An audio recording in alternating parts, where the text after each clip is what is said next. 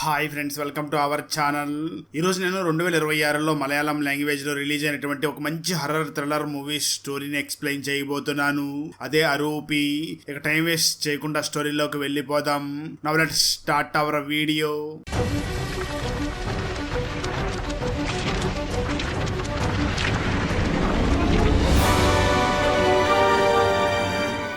Open చేస్తే movie starting scene లోనే కేరళలో ఉన్నటువంటి ఒక గ్రామంలో ఒక అందమైనటువంటి అమ్మాయి ఉంటుంది. తన పేరు పద్మిని. తను అందంగా ఉండడంతో పాటు తన దగ్గర కొన్ని ప్రత్యేకమైనటువంటి పవర్స్ కూడా ఉండి ఉంటాయి.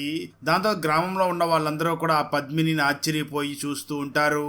అలాంటి సమయంలోనే ఆ పద్మిని మేనమామ అయినటువంటి రాజా కూడా పద్మినిని చూస్తూ ఎప్పటికైనా సరే ఈ పద్మినిని సొంతం చేసుకోవాలి అనుకుంటూ ఉంటాడు. నిజానికి ఈ రాజాకి చాలా మంత్రతంత్రాలు వచ్చి ఉండడంతో ఖచ్చితంగా మంత్రతంత్రాలను వాడైనా సరే పద్మినిని మాత్రం నా సొంతం చేసుకోవాలి అని ప్రయత్నాలు చేస్తూ ఉంటాడు. అయితే అప్పటికే పద్మిని మాత్రం వాళ్ళ ఊర్లో ఉన్నటువంటి నమ్ముద్రి అనే ఒక వ్యక్తిని చాలా సిన్సియర్ గా ప్రేమిస్తూ తనతోనే కలిసి జీవించాలి అనుకుంటూ ఉంటుంది. అయితే ఈ విషయం తన మేనమామ అయినటువంటి రాజాకి తెలియడంతో నాకు దక్కింది ఏది కూడా పక్క వాళ్ళకి దక్కకూడదు అనే ఉద్దేశంతో ఆ పద్మినిని చాలా ఘోరంగా చంపేస్తాడు. అయితే చనిపోయినటువంటి ఆ పద్మిని ఒక ఆత్మలాగా మారి ఊర్లో ఉన్నటువంటి మగవాళ్ళందరినీ కూడా విచక్షణ రహితంగా చంపేస్తూ ఉంటుంది. దాంతో పద్మిని బాయ్ ఫ్రెండ్ అయినటువంటి నమ్మూద్రి ఎలాగైనా పద్మిని ఆపాలి, లేదంటే గ్రామంలో ఉన్న వాళ్ళకి చాలా ప్రమాదం అని చెప్పి తను చాలా పూజలు చేసి ఫైనల్ గా ఆ పద్మినిని ఒక విగ్రహంలో బంధిస్తాడు. ఆ తర్వాత విగ్రహంలో ఉన్నటువంటి పద్మిని ఆత్మ బయటకు వస్తే ఈ ఊర్లో ఉన్నటువంటి ప్రజలందరికీ కూడా చాలా ప్రమాదం అని ఆ నమ్మూద్రి పద్మిని ఆత్మను బంధించి ఉన్నటువంటి విగ్రహాన్ని అక్కడి నుంచి బయటికి తీసుకుని వెళ్ళిపోతాడు. అప్పటి నుంచి కూడా ఆ నమ్మూద్రి ఫ్యామిలీ ఆ విగ్రహాన్ని చాలా జాగ్రత్తగా కాపాడుకుంటూ వస్తూ ఉంటారు. కానీ ప్రజెంట్ ఆ విగ్రహం ఎక్కడ ఉన్నది అన్న విషయం మాత్రం ఎవరికీ తెలియకుండా ఉంటుంది. కట్ చేస్తే ఇక్కడ స్టోరీ ప్రజెంట్ వస్తుంది. నిరంజన్ అనే చిన్న బాబు తన అమ్మ దగ్గర మాట్లాడుతూ పద్మిని ఆత్మను బంధించి ఉన్నటువంటి ఆ బొమ్మ గురించి మాట్లాడుతూ ఉండడంతో పద్మిని పేరు వినగానే అక్కడ ఉన్న వాళ్ళందరూ కూడా ఆశ్చర్యపోతూ ఉంటారు. ఆ నిరంజన్ వాళ్ళ అమ్మ వెంటనే నిరంజన్ ని చూసి ఆ పద్మిని ఆత్మను బంధించి ఉన్నటువంటి బొమ్మని మన తరతరాల నుంచి కూడా కాపాడుకుంటూ వస్తున్నామని చెప్తూ ఉంటుంది. ఇక్కడే పెద్ద నిరంజన్ ఉలిక్కిపడి నిద్రలేస్తాడు. అంటే ఇదంతా కూడా పెద్ద నిరంజన్కి వచ్చినటువంటి కల ఉంటుంది. అంటే నిరంజన్కి రెగ్యులర్ గా వాళ్ళ అమ్మ తనతో మాట్లాడుతున్నట్లుగా చాలా సౌండ్స్ వినిపిస్తూ ఉంటాయి. అదేవిధంగా ఈ నిరంజన్కి తన చిన్నతనంలో ఉన్నప్పుడు ఆ పద్మిని ఆత్మ గురించి వాళ్ళ అమ్మని అడిగిన విషయాలు ఇవన్నీ కూడా కలలో వస్తూ ఉంటాయి. ఆ రెగ్యులర్గా ఈ నిరంజన్కి వాళ్ళ అమ్మ నిరంజన్ నిరంజన్ అని పిలిచినటువంటి మాటలన్నీ కూడా గుర్తుకు వస్తూ ఉండడంతో నిరంజన్ చాలా భయపడుతూ ఉంటాడు. కట్ చేస్తే ఇక్కడ మనకు నిరంజన్ గర్ల్ ఫ్రెండ్ అయినటువంటి సాక్షిని చూపించడం జరుగుతుంది. వీళ్ళిద్దరూ కూడా ఒకే కంపెనీలో వర్క్ చేస్తూ ఉంటారు. నిరంజన్ ఒక టీం ని లీడ్ చేస్తూ ఉండగా నిరంజన్ టీమ్ లోనే సాక్షి కూడా వర్క్ చేస్తూ ఉంటుంది. దాంతో వాళ్ళిద్దరూ కూడా ఒకరినొకరు ప్రేమించుకుంటూ ఉంటారు. ఆ రోజు వాళ్ళిద్దరూ కూడా ఒక పార్టీకి వెళ్లాల్సి రావడంతో నిరంజన్ వెంటనే తన ఇంట్లో రెడీ అవుతూ ఉన్న సమయంలో తనకి ఏదో సౌండ్స్ వినిపిస్తూ ఉంటాయి. అంటే అప్పటికే నిరంజన్ చాలా మెంటల్ గా డిస్టర్బ్ అయి ఉంటాడు. ఆ తర్వాత వాళ్ళిద్దరూ కూడా పార్టీకి వెళ్తారు. కానీ ఆ పార్టీలో నిరంజన్ ఫుల్ గా మందు తాగుతూ ఉంటాడు. అదే సమయంలో తనకి మళ్ళీ సౌండ్స్ వినిపిస్తూ ఉండడంతో సడన్ గా చెవులు మూసుకుంటూ ఉండడంతో నిరంజన్ మీద ఈ వర్క్ ప్రెషర్ చాలా ఎక్కువగా ఉన్నట్లుగా ఉంది అర్థం చేసుకున్నటువంటి సాక్షి వెంటనే నిరంజన్ ఇంటికి తీసుకుని వచ్చేస్తుంది. నిరంజన్ నిద్రపోతూ ఉన్న సమయంలో సడన్ గా మళ్ళీ తనకి సౌండ్స్ వినిపిస్తూ ఉంటాయి. దాంతో నిరంజన్ వెంటనే ఉలిక్కిపడి నిద్ర లేస్తాడు. ఆ తర్వాత రోజు మార్నింగ్ వీళ్ళ టీం కి ఒక ప్రెజెంటేషన్ ఉండడంతో ఆ నిరంజన్ చాలా తీవ్రంగా ఆ ప్రెజెంటేషన్ కోసం ప్రాక్టీస్ అయ్యి క్లయింట్స్ దగ్గర చాలా మంచిగా ప్రెజెంటేషన్ ఇస్తూ ఉంటాడు. అయితే ప్రెజెంటేషన్ ఇస్తూ ఉన్న సమయంలో సడన్ గా నిరంజన్ కి మళ్ళీ వాళ్ళ అమ్మ వాయిస్ వినిపించడంతో ఆ ప్రెజెంటేషన్ తను ఇవ్వలేకపోతాడు. దాంతో అక్కడ ఉన్న వాళ్ళందరూ కూడా అతనికి ఏమైంది అని ఆశ్చర్యపోతూ ఉండగా సాక్షి వెంటనే అక్కడికి వెళ్ళి ఆ ప్రెజెంటేషన్ ని కంటిన్యూ చేస్తుంది. క్లయింట్స్ కి వాళ్ళ ప్రాజెక్ట్ బాగా నచ్చుతుంది. అందరూ కూడా ఆ సాక్షిని అభినందిస్తూ ఉంటారు. ఇది మొత్తం బయట నుంచి చూస్తున్నటువంటి ఆ నిరంజన్ మాత్రం నాకు దక్కాల్సినటువంటి అప్రిషియేషన్ మొత్తం కూడా సాక్షికి దక్కుతుంది అనుకుంటూ ఉంటాడు. కట్ చేస్తే ఆ తర్వాత మనకు మూవీ స్టార్టింగ్ సీన్ లోనే ఒక గ్రామాన్ని చూపించారు కదా. ఆ గ్రామంలో ఉన్నటువంటి ఇద్దరు దొంగల్ని చూపించడం జరుగుతుంది. ఆ ఇద్దరు దొంగలు కూడా ఈ ఊర్లో ఒక పాడుబడిపోయినటువంటి ఇల్లు ఉంది. ఆ ఇంట్లో దెయ్యాలు ఆత్మలు ఉంటాయని చెప్పి ఊర్లోని వాళ్ళందరూ కూడా భయపడుతూ ఉంటారు. కానీ ఖచ్చితంగా ఆ ఇంట్లో ఏదో ఒక విలువైనటువంటి వస్తువులు ఉంటాయి. వాటిని మనం దొంగతనం చేయాలి.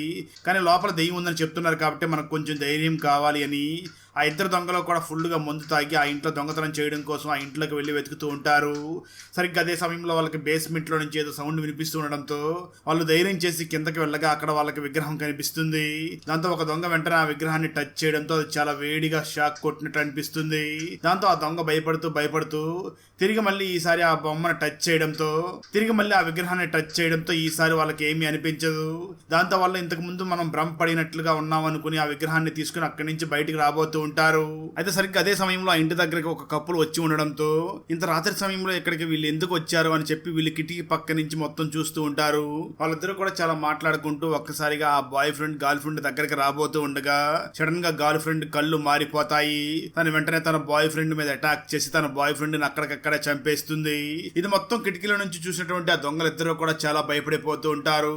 అలా తన బాయ్ ఫ్రెండ్ ని చంపేసినటువంటి ఆ అమ్మాయి వెంటనే పక్కనే ఉన్నటువంటి బావిలోకి వెళ్ళగా ఆ అమ్మాయి తిరిగి వస్తే చాలా సమస్యలు వస్తాయని చెప్పి భయపడిపోయినటువంటి దొంగలు వెంటనే అక్కడి నుంచి పారిపోతూ ఉంటారు. అలా దొంగలు అక్కడి నుంచి పారిపోయే సమయంలో వాళ్ళు దొంగతనం చేసినటువంటి ఆ విగ్రహం కూడా బావిలో పడిపోతుంది. దాంతో ఆ దొంగలు ఇప్పుడు ఆ బొమ్మ కోసం వెయిట్ చేస్తే మన ప్రాణాలే పోతాయని చెప్పి రేపు ఎప్పుడైనా వచ్చి ఆ బొమ్మను తీసుకోవచ్చు అని చెప్పి వాళ్ళు చాలా భయపడిపోయి అక్కడి నుంచి పారిపోతారు. అలా దొంగలు అక్కడి నుంచి పారిపోయిన కొద్దిసేపటికి నీళ్ళలోకి వెళ్ళినటువంటి ఆ అమ్మాయి మళ్ళీ తిరిగి పైకి వస్తూ ఉంటుంది. ఇప్పటికి కూడా ఆ అమ్మాయి కళ్ళు చాలా ఎర్రగా మారిపోయి ఉంటాయి. అంటే నిజానికి ఆ అమ్మాయిని ఆ పద్మిని దెయ్యం ఆవహించేసి ఉండి ఉంటుంది. మరోపక్క నిరంజన్కి మళ్ళీ ఆ కళలు వస్తూ ఉండడంతో తను మళ్ళీ ఉలిక్కిపడి నిద్రలేస్తూ ఉంటాడు. ఖచ్చిస్తే ఆ తర్వాత రోజు మార్నింగ్ ఒక వ్యక్తి ఆ పాత ఇంటి దగ్గరికి వెళుతూ ఉన్న సమయంలో అక్కడ ఒక డెడ్ బాడీ కనిపించడంతో ఆ వ్యక్తి చాలా భయపడిపోతూ వెంటనే పోలీసులకు ఇన్ఫార్మ్ చేస్తాడు. దాంతో పోలీసులు వెంటనే అక్కడికి చేరుకుని ఆ డెడ్ బాడీ గురించి ఎంక్వైరీ చేస్తూ ఉంటారు. మరోపక్క ఇద్దరు దొంగలు కూడా వాళ్ళు దొంగతనం చేసినటువంటి ఆ విగ్రహం బావిలో పడిపోయింది కదా, దాన్ని తీసుకోవడం కోసం ఆ ఇంటి దగ్గరికి వస్తారు. కానీ అప్పటికి అక్కడికి పోలీసులు వచ్చి ఉండడంతో ఇప్పుడు ఇక్కడ పోలీసులు ఉన్నారు, వీళ్ళు ఇక్కడ ఉండగా మనం ఆ విగ్రహాన్ని బయటికి తీయలేం, మళ్ళీ ఇంకొక రోజు ఎప్పుడైనా వచ్చి ఆ విగ్రహాన్ని తీసుకుందాం అని చెప్పి ఆ ఇద్దరు దొంగలు కూడా అక్కడి నుంచి వెళ్లిపోతారు. సరిగ్గా అదే సమయంలో నిరంజన్కి తన సొంత ఊరు నుంచి ఒక వ్యక్తి ఫోన్ చేసి, నీకు రీసెంట్ గా మీ కుటుంబం ఆస్తి కొంత వచ్చింది కదా, ఆ ఆస్తిలో ఉన్నటువంటి పాత ఇంటి దగ్గర ఒక డెడ్ బాడీ దొరికింది, నువ్వు వెంటనే ఈ విచారణ కోసం పోలీసుల దగ్గరికి రావాలి అని చెప్పి ఫోన్ చేస్తారు. దాంతో నిరంజన్ వెంటనే తన బాస్ దగ్గరికి వెళ్లి నేను నా సొంత ఊరికి వెళ్లి రావాలి, కొద్ది రోజులు సెలవు కావాలని అడుగుతాడు. అయితే ప్రాజెక్ట్ డెడ్ లైన్ చాలా దగ్గరగా ఉండడంతో తన బాస్ నిరంజన్ కి సెలవు ఇవ్వడానికి ఒప్పుకోడు. దాంతో నిరంజన్, నేను ఈ కంపెనీ కోసం ఇంత కష్టపడి పని చేశాను, ఈ రోజు నాకు అవసరం అని చెప్పి సెలవు అడిగితే నాకే సెలవు ఇవ్వడం లేదు, ఇలాంటి కంపెనీలో ఇక ఉండకూడదు అని చెప్పి అక్కడి నుంచి బయటకు వచ్చేస్తూ ఉంటాడు. దాంతో సాక్షి వెంటనే తన దగ్గరికి వెళ్ళి అసలు ఏమైంది, నువ్వు నాతో ఎందుకు మాట్లాడడం లేదు అని అంటూ ఉంటుంది. అప్పుడు ఆ నిరంజన్ వెంటనే సాక్షిని చూసి, నీకు నాకు సెట్ అవ్వదు, నా మాట విను అని చెప్పి అక్కడి నుంచి ఏమీ మాట్లాడకుండా సైలెంట్ గా వెళ్ళిపోతాడు. అయితే ఆ నిరంజన్ ప్రవర్తన మాత్రం సాక్షికి ఏమీ అర్థం కాకుండా ఎందుకు నిరంజన్ ఈ విధంగా ప్రవర్తిస్తున్నాడో అని ఆలోచిస్తూ ఉంటుంది. అలా నిరంజన్ తన పాత ఇంటి దగ్గరికి చేరుకుని అక్కడ ఉన్నటువంటి వస్తువులన్నింటినీ కూడా చూస్తూ ఉన్న సమయంలో అక్కడ తన జ్ఞాపకాలన్నీ కూడా గుర్తుకు వస్తూ ఉంటాయి. అంటే తన చిన్నతనంలో తన అమ్మతో గడిపినటువంటి ఆ జ్ఞాపకాలన్నీ కూడా గుర్తు చేసుకుంటూ ఉంటాడు. మరోపక్క అదే సమయంలో నిరంజన్ గర్ల్ ఫ్రెండ్ అయినటువంటి సాక్షి నిరంజన్తో మాట్లాడడం కోసం మాటిమాటికి ఫోన్ చేస్తూ ఉంటుంది. కానీ నిరంజన్ మాత్రం ఫోన్ లిఫ్ట్ చేయకుండా తన గర్ల్ ఫ్రెండ్ అయినటువంటి సాక్షిని అవాయిడ్ చేస్తూ ఆ వెంటనే ఇంటి ముందు ఉన్నటువంటి బావిలో స్నానం చేయడం కోసం వెళ్ళి అక్కడ స్నానం చేస్తూ బాగా ఎంజాయ్ చేస్తూ ఉంటాడు. అప్పుడే నిరంజన్కి తన ఇంట్లో నుంచి ఒక విగ్రహాన్ని దొంగతనం చేసి తీసుకుని వెళ్లే సమయంలో ఒక విగ్రహం బావిలో పడిపోయింది కదా, ఆ విగ్రహం నిరంజన్ కనిపిస్తుంది. దాంతో నిరంజన్ వెంటనే ఆ విగ్రహాన్ని ఇంట్లోకి తీసుకుని వెళ్లి పెడతాడు. ఆ రోజు రాత్రి నిరంజన్ వర్క్ చేసుకుంటూ ఉన్న సమయంలో సడన్ గా తనకు ఒక సౌండ్ వినిపిస్తుంది. దాంతో నిరంజన్ ఆ సౌండ్ ఎక్కడి నుంచి వస్తుందో అని తన సెల్ ఫోన్ లో లైట్ వెలిగించుకుని మరి చెక్ చేస్తూ ఉంటాడు. సరిగ్గా అదే సమయంలో నిరంజన్ కి ఒక తెల్లటి శారీ కట్టుకున్నటువంటి ఒక లేడీ ఇంటి బయట ఒక ప్లేస్ లో కనిపిస్తూ మాయం అవుతూ ఉంటుంది. దాన్ని చూసినటువంటి నిరంజన్ కి మాత్రం అసలు అక్కడ ఏం జరుగుతుంది అర్థం కాని పరిస్థితుల్లో ఉంటాడు. దాంతో ఆ తర్వాత రోజు మార్నింగ్ నిరంజన్ డైరెక్ట్ గా చిట్టప్ప అనే ఒక నమ్మూద్రి ఫ్యామిలీకి సంబంధించినటువంటి వ్యక్తి దగ్గరికి వెళ్లి తనకి జరిగిందంతా కూడా ఎక్స్ప్లెయిన్ చేసి చెప్తూ తనకు దొరికినటువంటి ఆ విగ్రహాన్ని ఆ చిట్టప్పకు చూపిస్తాడు. దాన్ని చూసినటువంటి ఈ చిట్టప్ప, ఈ విగ్రహం చాలా డేంజర్ అయినటువంటి విగ్రహం, ఈ విగ్రహాన్ని మా పూర్వీకులు ఎప్పటి నుంచో కాపాడుతూ వస్తున్నారు, కానీ ఆ విగ్రహం ఇప్పుడు నిరంజన్ దగ్గరకు రావడంతో నిరంజన్కి ఏమవుతుందో అని చిట్టప్ప కూడా భయపడుతూ ఉంటాడు. ఇక్కడ మనకు తిరిగి మళ్ళీ ఆ పద్మిని గతాన్ని చూపించడం జరుగుతుంది. పద్మిని జీవితం చాలా నార్మల్ గా సాగిపోతూ ఉన్న సమయంలో తన మేనమామ అయినటువంటి రాజా పద్మిని దగ్గరికి వచ్చి మాట్లాడుతూ నేను నిన్ను పెళ్లి చేసుకోవాలనుకుంటున్నాను అని అంటూ ఉంటాడు. కానీ పద్మిని మాత్రం నేను నమ్మూత్రిని పెళ్లి చేసుకోవాలనుకుంటున్నాను అని చెప్పడంతో నాకు దక్కింది ఏది కూడా పక్కన వాళ్ళకి దక్కడానికి వీలు లేదు అని చెప్పి ఆ పద్మిని చాలా టార్చర్ చేసి తన మేనమామ అక్కడికక్కడ పద్మిని చంపేసి ఉండి ఉంటాడు. ఇక్కడ స్టోరీ ప్రజెంట్ కి వస్తుంది. ఇప్పుడు ఆ పద్మిని ఆత్మ విగ్రహంలో నుంచి బయటికి వచ్చేసి ఉండడంతో ఆ పద్మిని ఆత్మ దగ్గర చాలా శక్తులు ఉన్నాయి, ఎలాగైనా ఎలాగైనా దాన్ని కంట్రోల్ చేయాలి అని చెప్పి ఆ చిట్టప్ప బాగా పూజ చేసి ఒక ఉంగరాన్ని నిరంజన్కి ఇస్తూ ఆ పద్మిని ఆత్మ దగ్గర చాలా శక్తులు ఉన్నాయి, నార్మల్ గా తన దగ్గరికి వెళ్లి తనని కంట్రోల్ చేయడం అసాధ్యం, సో నేను ఇచ్చేటటువంటి ఈ ఉంగరాన్ని తీసుకుని వెళ్లి ఆ పద్మిని చేతికి తొడగాలి. ఈ ఉంగరాన్ని అంత ఈజీగా పద్మిని చేతికి తొడగలేం, ఎందుకంటే ఆ పద్మిని చాలా కోపంగాను లేదా చాలా ప్రశాంతంగా ఉన్నప్పుడు మాత్రమే ఈ ఉంగరం తన చేతికి సెట్ అవుతుంది. కాబట్టి ఈ ఉంగరాన్ని చాలా తెలివిగా ఆ పద్మిని చేతికి తొడిగితే అప్పుడు తన శక్తులన్నీ కూడా నార్మల్ అవుతూ ఉంటాయి. కేవలం అప్పుడు మాత్రమే ఆ పద్మిని ఆత్మను మనం కంట్రోల్ చేయగలమని చెప్పి చిట్టప్ప నిరంజన్ దగ్గర చెప్తూ ఆ ఉంగరాన్ని కూడా ఇస్తాడు.